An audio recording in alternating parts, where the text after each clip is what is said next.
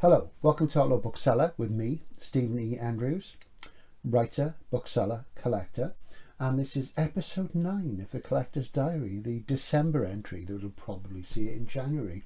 And obviously I'm going to shoot this in bits like I usually do. I think this will be a two-parter because most of it really today is dealing with something that I neglected to finish last time. When my third visit to Zardos, I did the book haul shoot afterwards.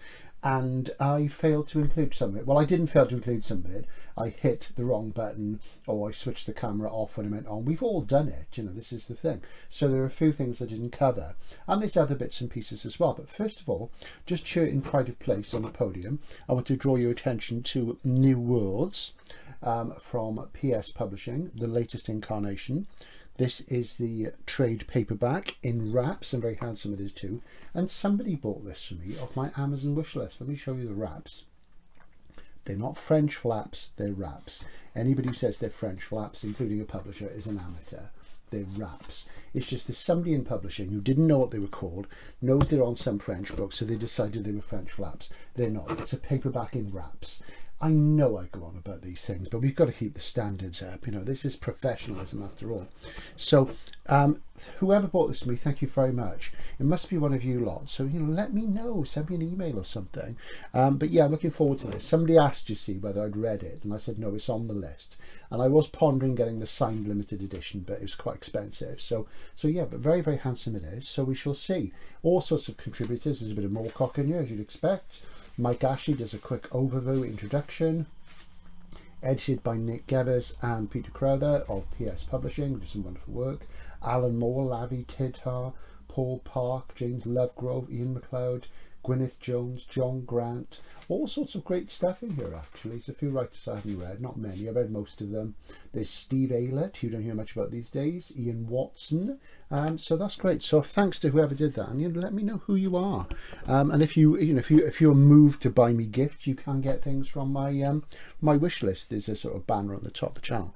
So anyway, there was some stuff I forgot, as I said, from the Zardos book haul number 3, which didn't get covered. So I'm going to cover some of that in a moment.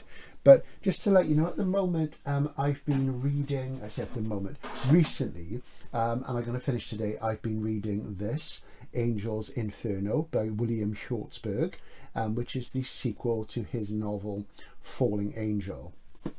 Now, Falling Angel was filmed as Angel Heart, which you may well have seen. Very, very good film indeed. You may not have read Falling Angel. It might be out of print at the moment. It might be print on demand from the wonderful No Exit. People think it's a crime novel. People think it's a horror novel. It's actually something else. I'm not going to tell you. If you're familiar with the film or the book, then you'll know it. But I'm reading the sequel now. It's the sort of book to which you think maybe there should never have been a sequel. How can there be a sequel? And I'm quite enjoying it. I do quite like Shortsburg. He had a fairly small but distinguished oeuvre.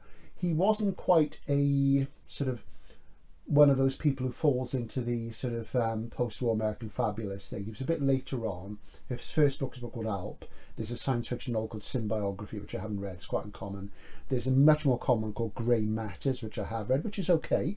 And Falling Angel is probably his best book. There was another book about Edgar Allan Poe, a mystery story, I think called Nevermore, which I wasn't so keen on. But there you go. But at the moment, what I'm finding with this is that, like a lot of contemporary books, and this was published a couple of years ago just before he died, is the fact that it's too long. And I'm enjoying it, but there's a lot of gadding about in it, which feels like padding to me. But maybe I'll return to it and talk about it at some point. But if you've not read Falling Angel or seen Angel Heart, do, because they're both fantastic works of art. Great, great stuff. So, moving on to the stuff from Zardos that I didn't cover. And this is just sort of at random really. Top of the pile, a pan lozenge, Vonda N. McIntyre, one of the more common pan lozenges. This is Dream Snake, Hugo Award winner 1979. And this is a fix-up, and I think she won the Hugo for one of the stories in here, which is called Of Mist and Grass and Sand. A very handsome sort of jacket. And Chris Priest once said to me, I was really excited by that title. And I think he did a workshop or something with her, teaching sort of thing, but it was actually quite dull. But there you go. I have owned this before. I have decided when I see, I think it's about 15 or 20 pan lozenges I don't have. I've owned most of them over the years and got rid of some of them. But when I found them in really good nick, I'm buying them up. So that's one of them. So that goes on the pan lozenge collection.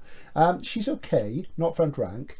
But I think really now my collection, I'm really not going to, I've got 3 books, I'm not really going to go any further. Matt Bookpill bought me Superliminal, thanks Matt. So yeah, so that kind of completes that. The Exile Waiting is the other pan lozenge one, which I quite liked. I'll pop that on the podium there because we do like a pan lozenge. The other thing I picked up, again, this is a book which I used to have and I let it go at some point, and this is Out of the Mouth of the Dragon by Mark S. Gueston. This is the sequel to his first book, Lords of the Starship, which is a very gloomy sort of heavy thing, and she's quite slim, about the building of this immense spaceship which is never quite completed. Quite characterful writing, and it's got kind of a sort of Dying Earth sort of feel about it. So he's still around, I think, sort of intermittent career, well worth the read, shows the influence of New Wave stylistically, is quite flavoursome and ornate in lots of ways, but I say quite gloomy. But that's that one. So I just thought I wanted to get that back in the collection since I'm doing the nostalgia thing. Something I'm a lot more excited about, even though it's a book I've read and it's a book I've got, I only have it in an omnibus, and that's Barry N. Malzberg's Scop. Scop is short for scopophilia, you know, a desire to keep watching, this kind of sort of almost a sexual thing where you can't stop watching. And Scop has got a lot of Barry's traditional motifs in it, obsession with the Kennedy assassination and the endless viewing of loops of film and what have you. And there's similar things in books of his like Screen. The Kennedy assassination comes up time and time again. He was sort of obsessed with it in the way that Ballard was, more so actually. And I've got this in an iBooks omnibus called On a Planet Alien. But it's great to have this as a singleton. I'd never seen it as a singleton before, and it's in beautiful condition, unbroken spine. And it's Pyramid Books, absolutely fantastic. And I do love this 70s SF typeface, which is the one that was used for Rollerball, of course, the film. Now, if you've never read the story Rollerball Murder by William Harrison, you should, because it's absolutely fantastic. 10 pages. Everything from that 3-hour film was pretty much in that 10 pages, and it's an astonishingly good piece of writing. So if you ever see his collection, which is called Rollerball Murder, pick it up, it's great. But yeah, Barry, one of my favourite writers, as you know, superb. There will be more about Barry coming on the channel at some point. He is mentioned briefly in my interview with Chris Priest from the other day, so if you haven't seen that, do check it out. And Chris gives a little anecdote there. Here's another favourite, which I read back in the 80s when it was a Grafton paperback, and for some reason I let it grow. And it's a Cthulhu Mythos story. And this is the 3rd copy I've had of a different liveries, and the second visit to Zardos I saw this one there and I didn't pick it up, so I got Morris to put it aside for me, and that's The Burrowers Beneath by Brian Lumley in Door, and absolutely marvellous. And it's a mythos story. It's one of my favourites. It's the first of the Titus Crow books from Lumley. I have to say I don't like the later ones. There's one about time travelling and clocks. I can't think, Transition of Titus Crow, which I don't think was anywhere near as good. This is really, really good, and it's one of my favourite mythos things by another hand. It's great fun. It's about beings underneath the earth who are sort of burrowers, and I know that's a common thing in mythos, but this is done really well, and I thought that was beautiful. And of course Brian Lumley, he was just successful with the Necroscope series, which used to sell loads of back in the 80s and 90s, and of course he was an army man, a military figure, and I read something once where he said he learned to write horror stories when he was stationed at a checkpoint in a forest in Germany, just during the Cold War. It's probably the 60s or 70s. And he just sat there in the night writing these horror stories in the middle of a dark German forest. What a perfect milieu to learn your craft as a horror writer. Brilliant. But isn't that gorgeous? We do like a bit of Door. The books aren't always brilliant, but the covers are always outstanding. But this is a good one. So if you ever see it in any form, pick it up. It's great fun. Then somebody else we haven't really covered on the channel, he's a very sort of culty figure, is Trevor Hoyle. No relation to Fred and Jeffrey, and Trevor Hoyle was quite sort of I'd say a big figure, but a sort of largish cult figure in the 70s. And he also wrote experimental slipstream books like The Man Who Travelled on Motorways is one of my favourites, and Blind Needle, published by John Calder. But he did some pure SF as well. This is one of them. This is Earth Cult. This is about seismic activity, shall we say. And it's interesting because this is quite a common one. I mean, Morris had about sort of 4 or 5 copies about this, and it's about a cult based around worship of things underground. So there's a kind of tie to the subterranean things going on. So I picked this up because I thought I should move towards completism with Trevor, because he is very interesting and spiky. He's kind of a cross between, if you imagine J.G. Ballard meeting Ian Watson, then you get some interesting idea of where you are. Very, very good indeed. But I've not actually read this one, even though it's quite common. So that's a good one. What I also picked up was the first volume in his Q series, which is the closest he came to being a bestseller. And there were 3 of these. And this is the first one, Seeking the Mythical Future. What a fantastic title. And it's Panther, of course, in the same way that this one is. So this is an earlier Panther, so it says Panther. This is a later one, so it says Panther Granada. And absolutely fantastic stuff. And there are 3 of these. And it's parallel earths, all sorts of weird stuff. I'm not going to go too deeply because I want to sort of do a feature on them at some point. The others are more common. I'd say these came sort of close to being sort of reasonably big hits, and a very interesting writer, as I say. So he is one to pick up if you like the novel of ideas writ large. Very good stuff. So that's a bit of Trevor for you. Somebody who's mostly known as an editor and less known as a writer, though he did some good work in short forms, is Terry Carr. And this is Cirque by Terry Carr, probably his sort of best known novel. And I haven't had a copy of this for a while, and I thought I'd pick it up because, I've kind of neglected him really. And this is probably his best known book. He really did all sorts of stuff. In the 80s, he sort of took over one of the main anthology series. He edited the sort of Terry Carr Discovery series, Race. 3rd books like Neuromancer was in that, important stuff. So he had his finger on the pulse.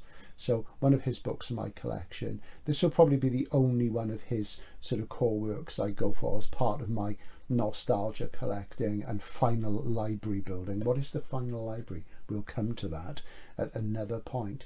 But yeah, so that's there, quite nice. And you don't see it that often, actually. It's not a difficult book to get. It's easier to get the book club edition, UKSF Book Club. There's lots of those out there, and they're a good way of building your collection, but they've just got generally dreadful jackets, and they're worn and they're in awful state. But, you can't pick them up usually for as much as the paperback, about £5.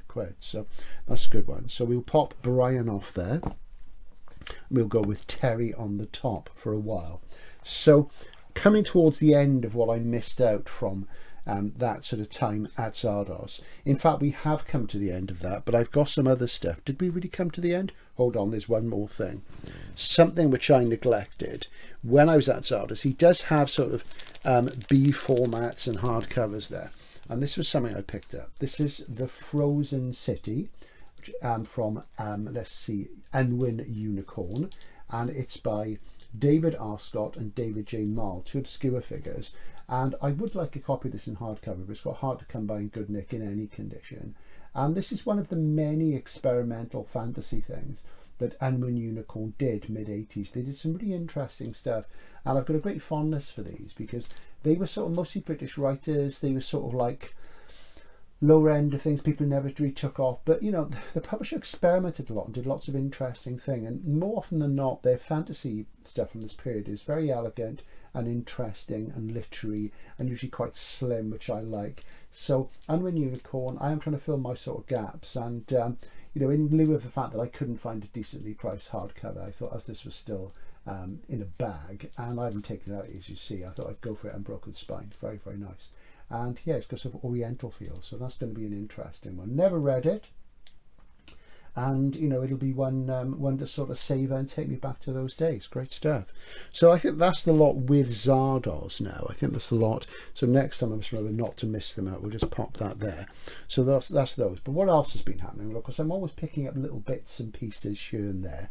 And something I bought a while ago, which I got this from, let's think, Zardos, the guys at Zardos, who are up in Birmingham, who are cool. They have some good stuff. This was a book which I have a real sort of feeling nostalgia for, and I have read it a very long time ago. And this is The Lost Worlds of 2001 by Arthur C. Clarke.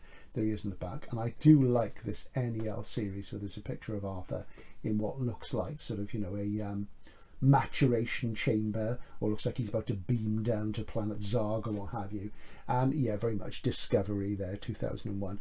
And this is sort of really a book about the road to the film 2001. It's got the Sentinel in it, various non-fiction pieces.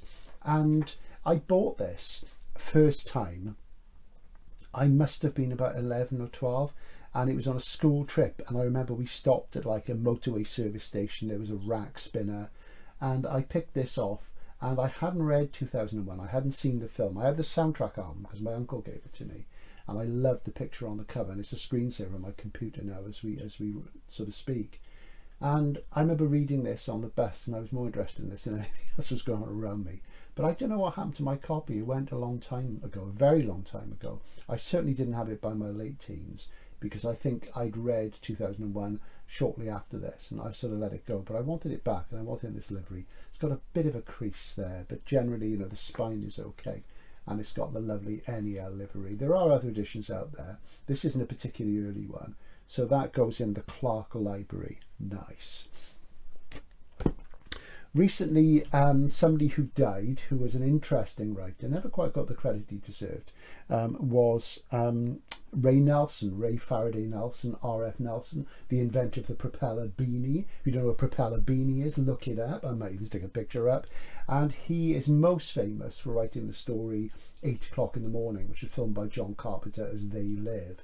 Now, I am a bit of a Carpenter right up to about 1987. I think Prince of Darkness is his last sort of key work, fantastic science fiction film. And then They Live, I don't particularly think it's a good film. I think it's silly. It does divide people. It's got that wrestler cast in it. I know people like it for its kitsch charm, but I think it'd have been a much better film had it been made more seriously and with more of a David Cronenberg film. But then I think that about everything. So there you go. And I've been in 90s TBR hell recently, as you know. I started that 90s TBR thing, and it sort of really hasn't been working for me. But a few weeks ago, about a month ago, I read this Virtual Zen by Ray Nelson, which I picked up a while ago. I read it in 2 sittings, basically on a train journey, and I absolutely loved it.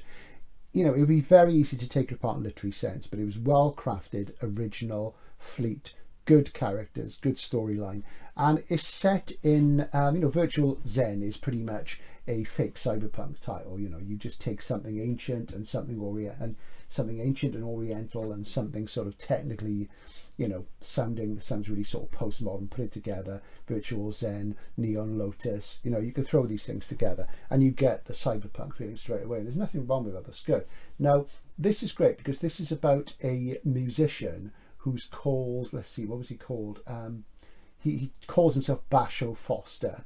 Foster is the name of a record producer he likes. I don't think that's any reference to the David Foster, who was a big record sort of producer in the 80s and stuff, whose work I wasn't particularly fond of.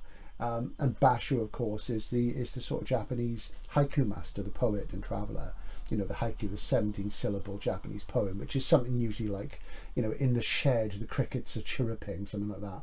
And he combines these sort of 2 things together. He finds a toy flute, which is made of plastic, and he gets this new form of music going, which is sort of very earthy and folksy and down to earth. And then it all gets packaged and what have you. It's a typical tale of, how art gets forced into commerce. It's got great sort of characters. It zips along. It's very inventive. I really enjoyed it. It's set in a sort of Pacific Rim world, and by that I mean it's set in places around the rim of Pacific, in Japan and Asia and America, and that's the milieu, and nations have sort of broken down. They've gone very small, and corporations are kind of the big thing. And even though it doesn't have the sort of hard edge violence of things like, say, Gibson or Sterling, it does have a very sort of street feel about it, which is really good. It's full of charm and warmth, and I absolutely loved it. And what was great about it was that it took sort of 90s subject matter, but it injected a classic sort of 60s, 70s, workaday SF thing. And even though, it's I wouldn't say it was a work of art, this is extremely well crafted. And I would rather read a book like this than something pretentious and overblown and overly smooth. I thought it was fantastic. So if you ever see it, it's quite uncommon, pick it up. It's great stuff. So something I decided to do, because I've not read much of Ray Nelson, I picked up his collaboration with Philip K. Dick, The Ganymede Takeover, which I hadn't read for years, and it is genuinely terrible. It's a really bad book. Their styles don't really mesh, and you can tell who's writing which bit, and it's not a great book. It is one of the worst sort of PKD books, and you know, I have to say that's partially down to Nelson's sort of input, and it was his first novel. But I did get this the other day because I've never read it. It's supposed to be really good. This is Blake's Progress, and this is credited to R.F. Nelson. He used different names: Ray Nelson, Ray Faraday Nelson, Raymond F. Nelson, and so on. And this is one of the sort of Laser series. And of course, Laser were edited by Roger Elwood, and the whole thing with Laser as a publisher was that you couldn't do atheism and you couldn't do sex. But this is about William Blake travelling in time, and which reminds me of Past Master by R.A. Lafferty, because of course that's Thomas More, and I'm a bit of a Blakeite, and having really enjoyed Virtual Zen, I thought I'd give this a go, and it's supposed to be really good. So I did feel sorry. I hate that thing where when a writer dies, people suddenly get interested in him, and it was funny because I read Virtual Zen about a week and a half before he died, and you know, and you thought, oh, it's a shame really, you know, you got to read writers while they're alive, you know, and buy their books and get them some royalties, because they can have a tough time. So there you go. So I've got that to read as well. It's got the typically goofy cover that you get from Laser. There are more of these around than you think, but some of them are uncommon and expensive. This was really reasonably priced. I think I got it for about £5 on eBay. So there you go. Fantastic. So I'm going to give that a go, and I'm going to enjoy it thoroughly, I think. So I'll report back on that one.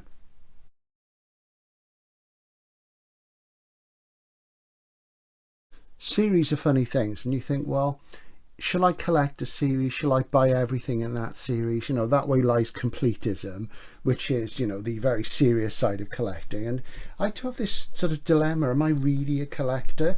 Do you have to be a completist to be a collector? I don't think you do. I think you set your own limits. But, you know, do you really have a collection then, or just a library? The library is all the books you've got. A collection is something more specific, I feel. So I have rather fallen down the old sort of bunny hole of MIT's new versions of the Radium Age series. And as I said, there was an old version of the Radium Age series about 10 years ago. And this is What Not by Rose Macaulay, which is kind of about super soldiers, cloning, what have you. And Rose Macaulay's most famous for a book called The Towers of Trebizond, which used to be quite a fashionable thing. I haven't sold one for years and years. And I think it's the Seth artwork that's done it for me. And I've now bought all of these. There's some more coming.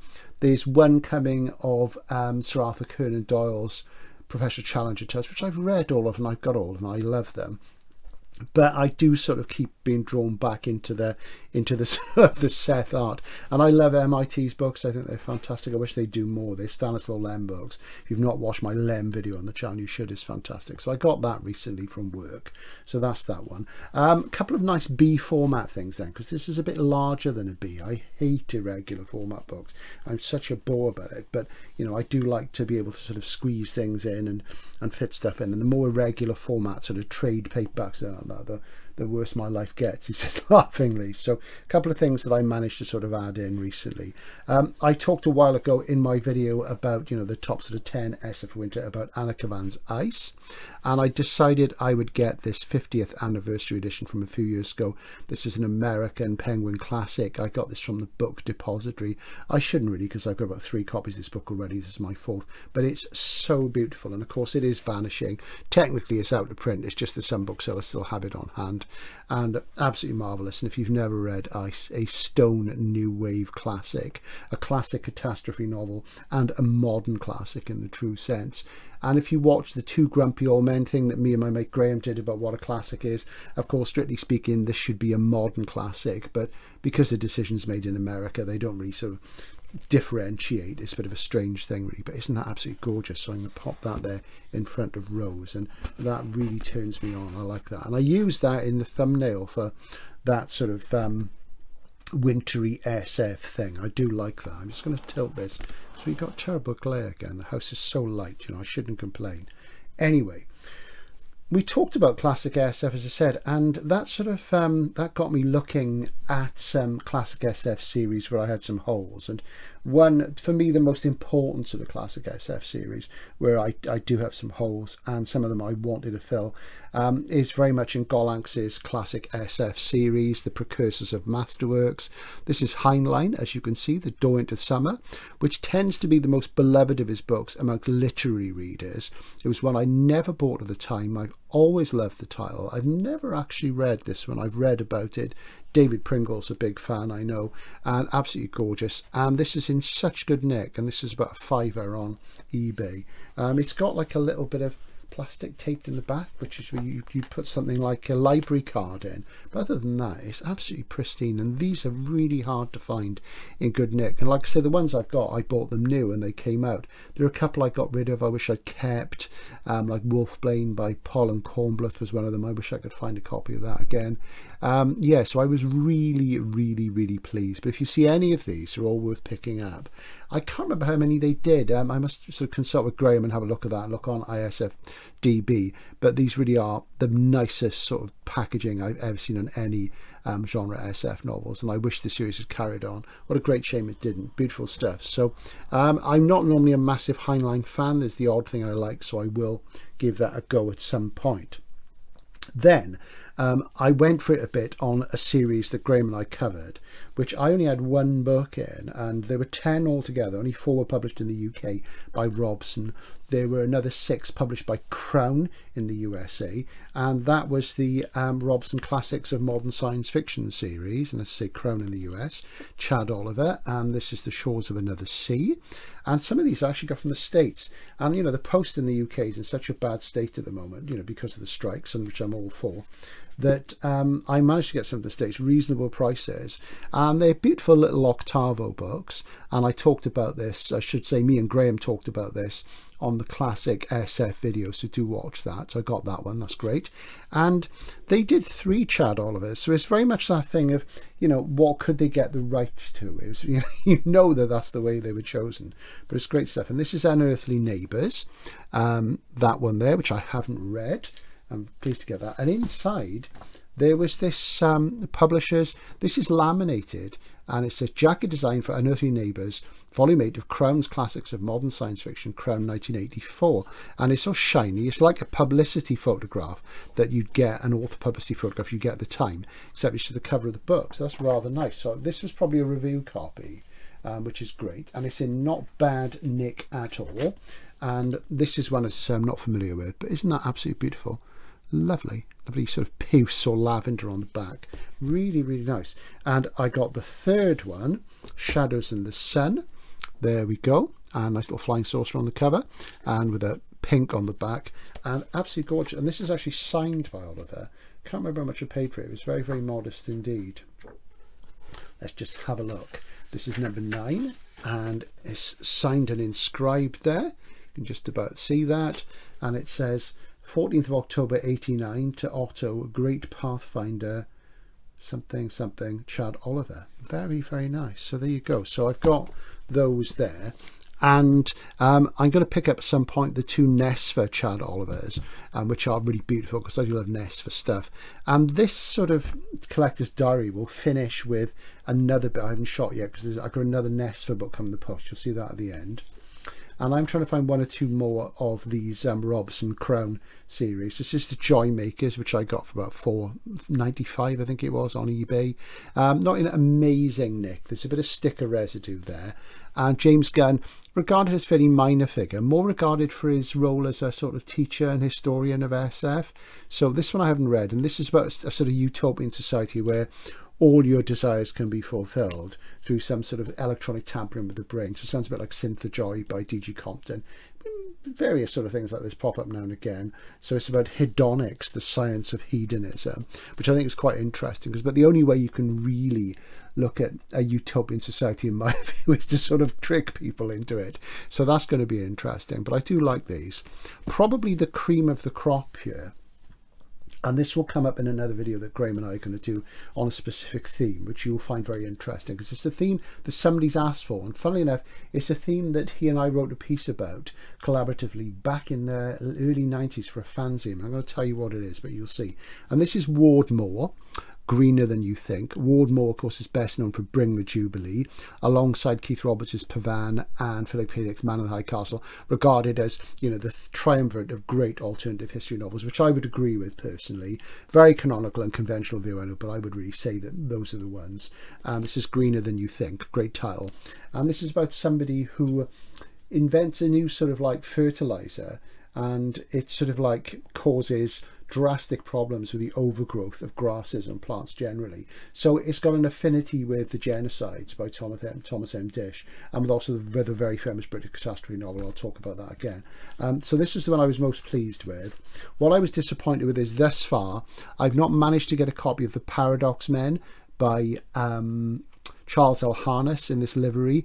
There was one on the Zardos website. Morris had a look for me, but he'd actually sold it, so that was a bit of a pain. Most of them are in the States, and they're in a bit of, and you know, they're quite pricey, so we'll have to see about that. So that's Greener Than You Think, lovely cover. So I've got one of the farmer ones somewhere in the corner up there. Maybe it's under the bed, but there you go. So I got those. Am I going to go for the lot?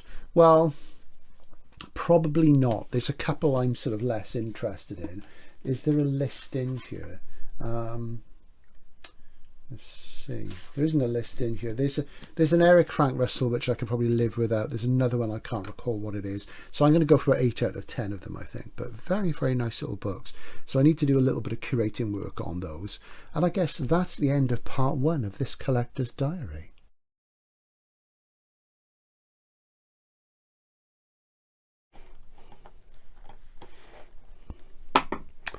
Right, just as I was clearing up after doing that little collector's diary shoot, something that wasn't due to come for a few days has just arrived in the post.